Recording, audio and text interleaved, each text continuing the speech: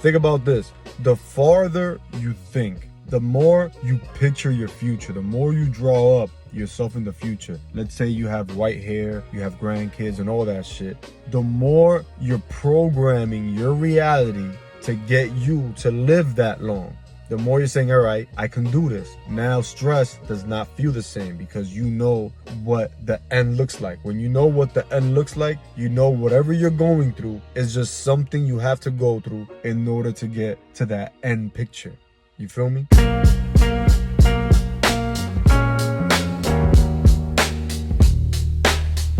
Hey, what's good, y'all? It's your bro with a God. Today, I want to talk about the big picture and how having that and faith in your higher self aids you with stress. How stress isn't part of us. Like, stress is not something that we should be feeling. Stress is 100% a point of view, and it's doing what goes against your nature. Now, let me break that down. Your big picture is like basically your happy ending, right? What is your happy ending? What do you want the end to look like? Now, when I say the end, I don't mean like when you die. You could put that shit in there, but it could be your final picture for a year from now, your final picture for 3 months from now, whatever it is, pick an age, what that final picture is gonna be, or a picture in general. There's an exercise I do a lot with like my clients. I say like, oh, imagine you have a genie and shit that would, basically grant whatever wish you want. Where would you live? How would you live? What would you have in your crib? What would you drive? Where would you go? How would you travel? How often would you travel? Who would you have working for you? Who would you work with? Who would you be around? How would you dress? What would you wear? Where would you go? How would you spend your time? How many kids would you have? How will you have kids? How will you raise your kids? Like, what system do you have in place or system you have in mind for getting all those things done? And you'd be surprised how limited people would think, even with a genie that would just grant whatever they want, because one, they're worried about losing people in their life. And two, they're worried about the way other people would view them. Or three, they have a negative view of wealthy people and people that have abundance and stuff like that. So you got to rid yourself of all that if you want to enjoy all that. Because to desire to be rich, but then believe that being rich is bad, is conflicting. So you're already just going to say you're not going to be rich. Then to desire abundance, but feel to be too abundant is bad, you're already conflicting as well. You're already gonna fuck yourself up with that. Then to desire love from the opposite sex, friends, family member, whatever like that, and then feel like you need to do certain things or have certain things in order for the love to be genuine, you're already conflicting yourself as well. You gotta basically destroy those limiting beliefs and identify them first. If you want to live in fucking Aruba and shit like that, then picture yourself living in Aruba. What kind of crib do you have in Aruba? How many cars do you have in Aruba? Do you even have a car? Do you have a boat? Do you have a helicopter? What the fuck do you have in Aruba, right? And if you're like, oh, but I don't got no friends or family members in Aruba. Freaking, how rich do you gotta be to have friends and family members in Aruba? You know what I'm saying? If you was a billionaire, I'm pretty sure you would just move your friends and family to Aruba.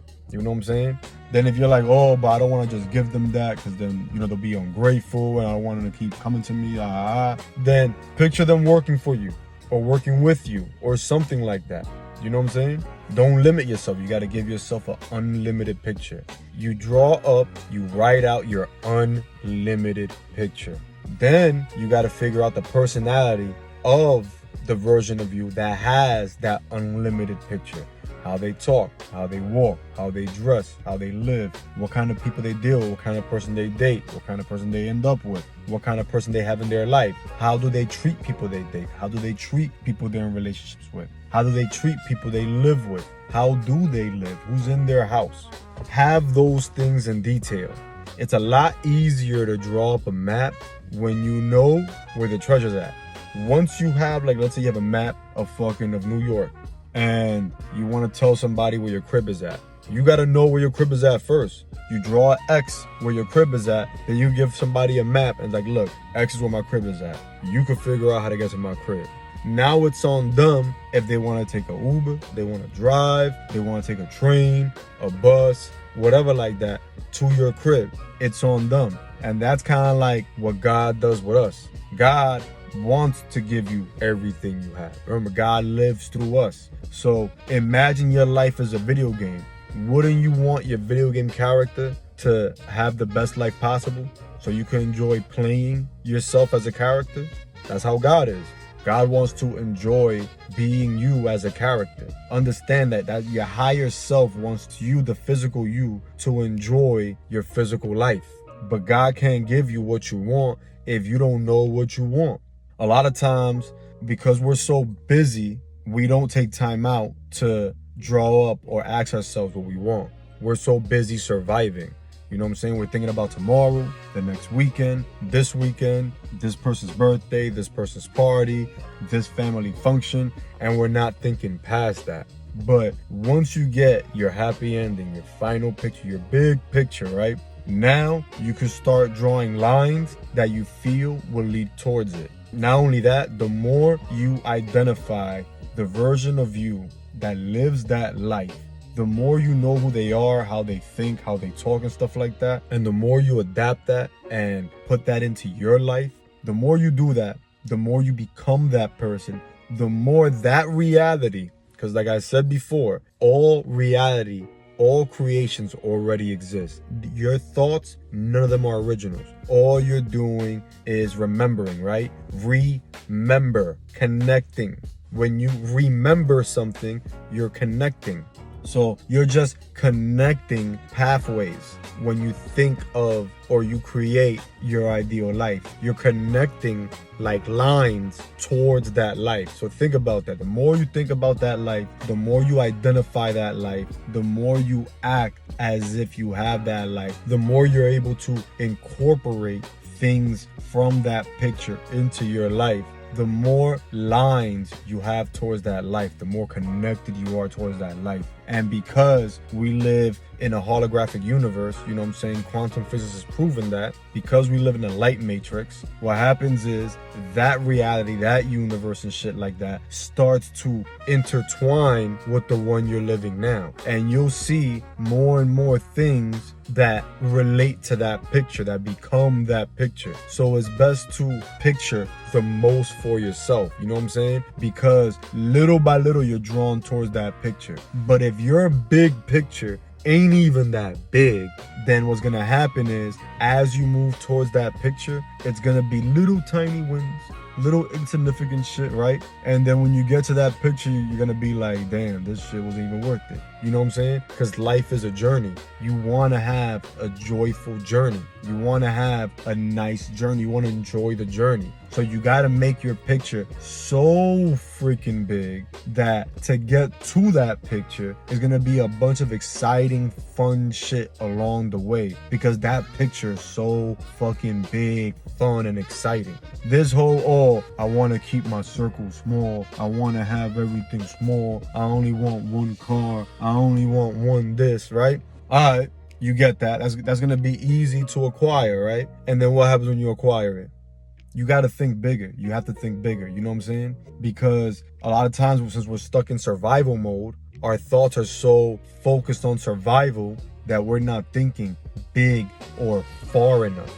Think about this. The farther you think, the more you picture your future, the more you draw up yourself in the future. Let's say you have white hair, you have grandkids and all that shit. The more you're programming your reality to get you to live that long, the more you're saying, all right, I can do this. Now stress does not feel the same because you know what the end looks like. When you know what the end looks like, you know whatever you're going through is just something you have to go through in order to get to that end picture. You feel me? It's almost like magical, the things that happen, the way people treat you, the way people talk to you and stuff like that. At first, you might feel surprised, like, wow, this person was never like that. This person was never like that. Now this person wants to work out. Now this person wants to diet. Now this person starts reading. All these things that keep those people in your life, they start doing magically without you having to do anything about it. What fucks us up, what stresses us out, is when we think how. When we think of a future, what gives us anxiety is us thinking how. How is it gonna happen? How are we gonna get that car? How are we gonna get that crib? How are we gonna get that money? How are we gonna get to that spot? How? I don't see how. I don't know how right now. How?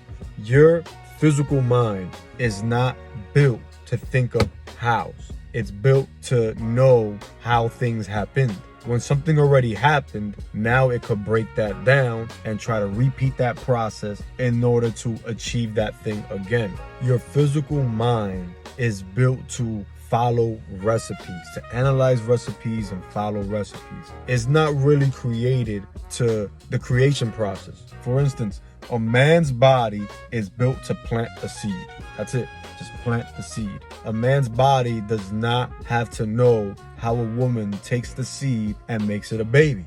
Doesn't need to know that. That will stress the body out, trying to figure that out and try and duplicate that. It's the same thing with your physical mind. Your higher mind, or whoever you feel is God or whatever like that, right, is a higher version of you. That version of you knows how things happen.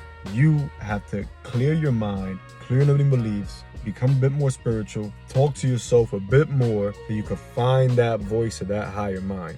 And that voice will tell you certain things to do. Alright, avoid this person. Stop listening to that. Stop watching that. Stop doing this. Stop doing that. And then you got to program yourself to listen to that voice. The more you do that, the more you get the things that you ask for, the things that you desire, things that you draw up, the things that you create. All right. The more you listen to that, and it would happen miraculously. Sometimes you'll get a car, you'll get a crib, you'll get with a person, and the way it happened, you couldn't think up. You know what I'm saying? You're like, wow, because of this, because of that, you know, I got this and I got that. You feel me? Bad things don't need to happen in order for you to have good things. It's another thing. Don't feel like, oh, if I receive abundance, that means that someone else receives lack. That's cap. If you take $1 trillion from one of these trillionaires, you can make 1,000 billionaires. If you take $1 billion from a multi-billionaire and separate it to 1,000 people, you just made 1,000 millionaires. Life is full of abundance, okay? Nature is full of abundance. What man created, that is limiting. If you're materialistic, then your world will be limited because the material man-made shit is pretty limited. But if you like natural shit, like if you just want to go to the beach, you like to walk in the park and stuff like that, you know, you like to eat fruit or whatever, you like to eat vegetation and shit, like that shit is unlimited. You know, there's tons of pounds of food that goes bad daily. There is more than enough abundance for everybody to enjoy abundance. So don't be afraid of abundance because you feel someone else will lack. If you're a dude and you want to be with 2 or 3 girls, don't be like, damn, but if I do that, then that means less girls for other niggas. That's cap. There are way more women in the world than there are men. Creation values the feminine. So that's why in creation, there are more of the feminine than there are of the masculine. Ladies, as for you, all right, you want to be with a bunch of niggas. That is contradicting the way nature is set up. Nature was set up by a higher mind. Instead of trying to get back at niggas by getting with as many niggas as possible, if you just focus on one nigga, let's say even if you have to share that nigga, all right, then share that nigga with honesty, whatever like that. But focus on one nigga. And then that whole being with multiple niggas things or fuck with multiple niggas thing, you know, invest that energy into women. Have more female coworkers. Have more female friends. There are more females in the world than there are men. If you focus your energy on females instead of men, and then you see men as almost like a son or something like that, right? Something that you don't need a lot of. You just need one of or whatever. As far as sexually is concerned, you know, friends, family, and shit like that is a little bit different. But with men in that way, then guess what? You'll notice you'll have a lot more abundance in your life because you're going with nature. And gentlemen, if you want to deal with multiple women and stuff like that, you got to see how in nature, male animals that have multiple females that stick around them, like lions and gorillas and shit like that, the kind of shit they got to do to get to that point, how long that point lasts, and what they do to maintain that point. And are you willing to do all that? Not everybody's a lion. Not everybody's a gorilla. But it is something you should shoot for, because here's the thing. If you prep your life to take care of and maintain and provide for multiple women, then you'll have no issue providing for one. Anyway, remember to picture the biggest picture possible, right? Don't think about how you're gonna get there. Listen to yourself. Find out what you feel is exciting, what you're passionate about. Move towards that shit. And while you're moving towards that shit, while you're moving towards your finish line, your X on your map, while you're moving towards that, you'll start feeling better. And as long as you don't think about how you're gonna get there, how this is gonna happen, how that's gonna happen, and you just do the steps that are being passed on to you, guess what? Your stress level will decrease significantly. Your health will go up. Your happiness will go up. Just know that it all works out for you as long as you already envision everything working out for you. And then also, follow the laws of nature. Follow the laws of the universe. When you go against nature, you go against the universe, you go against the rules and the organization, what a higher form of consciousness put in place for you to enjoy. You already picked whatever world you're in. There are certain rules that you could bend, and there are certain rules that are meant for you to, I guess, adjust, but there are rules that you cannot break, that you can't fuck with. Find out those rules.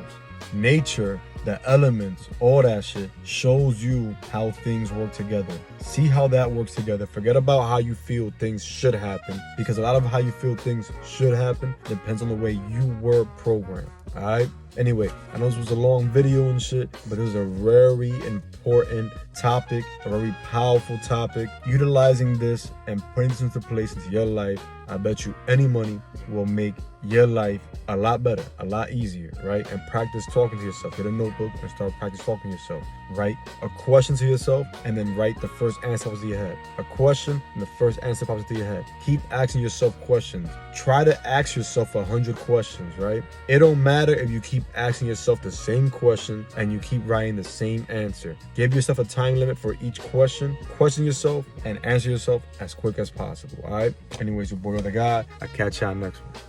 Peace.